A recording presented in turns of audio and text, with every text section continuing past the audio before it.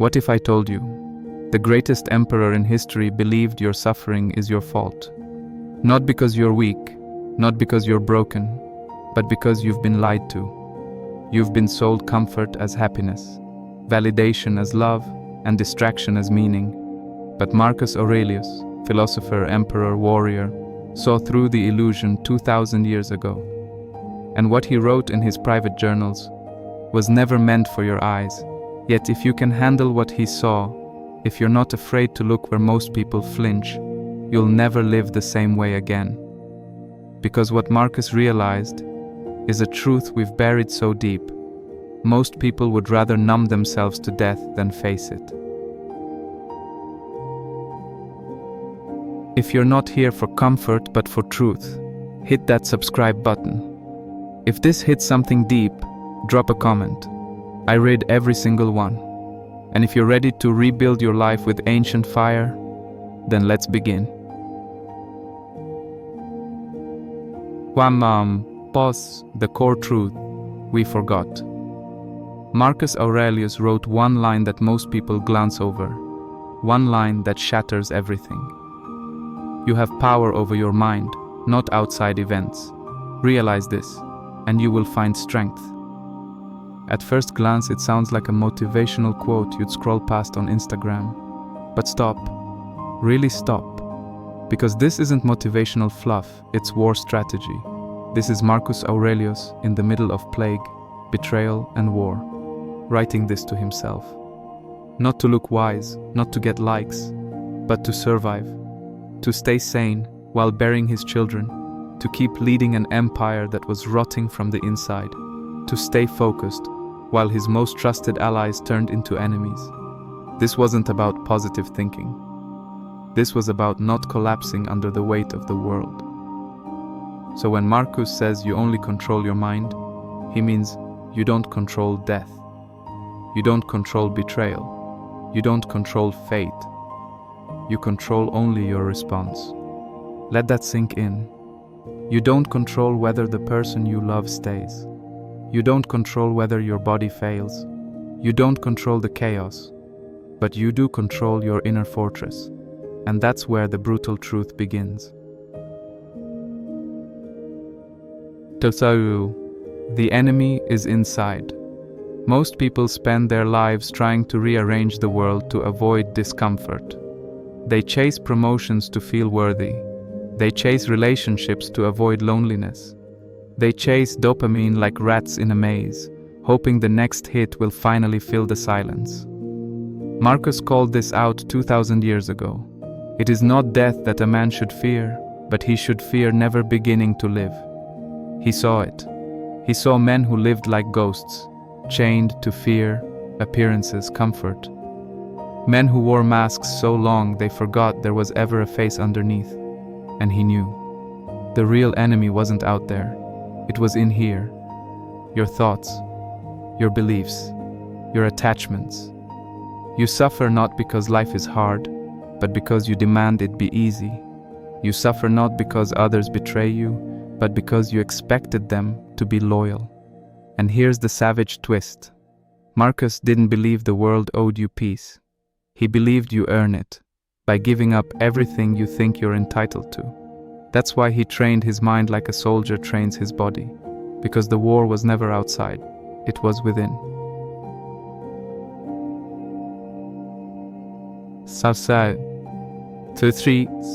The hidden ritual of morning warfare.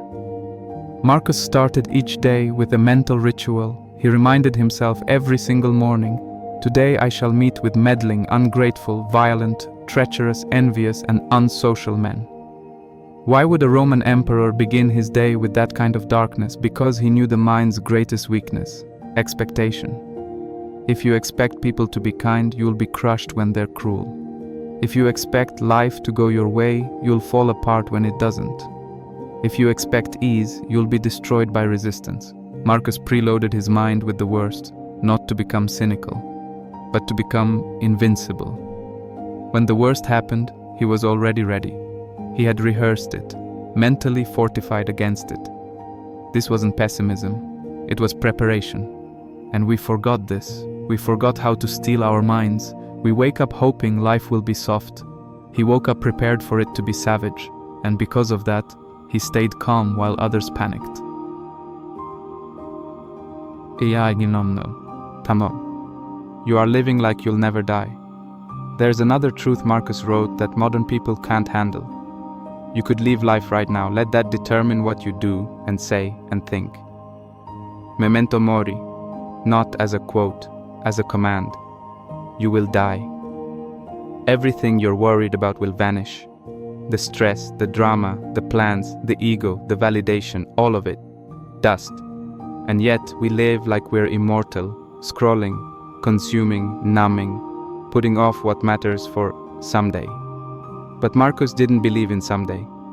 He believed in now, because he understood the one thing you control is how you meet the moment, and the moment is all you have. So if you're watching this, ask yourself, if you were going to die tonight, what would you regret not doing? Not saying, doing. What truth have you been too afraid to live? Because that fear, that hesitation, that's what Marcus would call your real enemy. Not fate, not pain, but delay. 5. The fire inside you. Marcus wrote, "The impediment to action advances action. What stands in the way becomes the way." This is the heartbeat of Stoicism. Life doesn't block you, it shapes you. Pain isn't punishment, it's the forge. Every setback, every betrayal, every failure is fuel, but only if you stop resisting it. You weren't meant to float, you were meant to burn, to take the fire life throws at you, and use it to harden your will, because when you stop avoiding pain, you become the kind of person pain can't break. This is what Marcus knew, what we forgot. That your life doesn't change when things get better, it changes when you do. And that doesn't happen by accident. It happens when you stop being a slave to emotion, when you stop needing everything to go your way, when you stop begging life to be easy and demand yourself to be strong.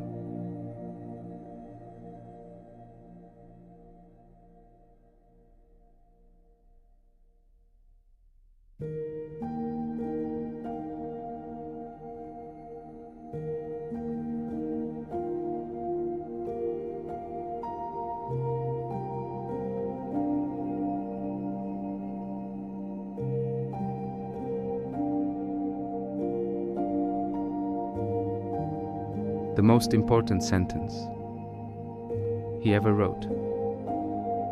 If there's one sentence, one idea, that can tear your false self apart and build you again, it's this.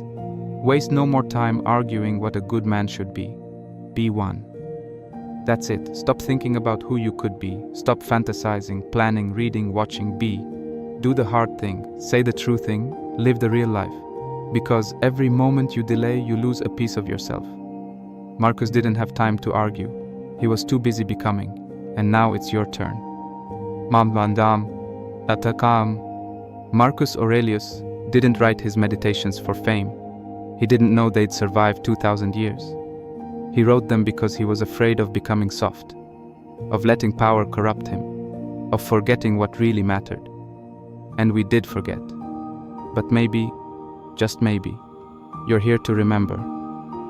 So here's the truth, the one most people run from. You will suffer, you will be broken, you will lose everything one day. But if you can learn to master your mind, you will also become unstoppable. So don't wait. Let go of who you were.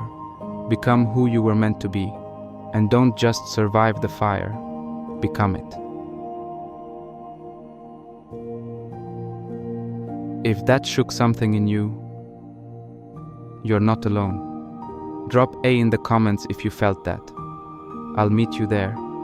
Subscribe if you're ready to walk this path with me.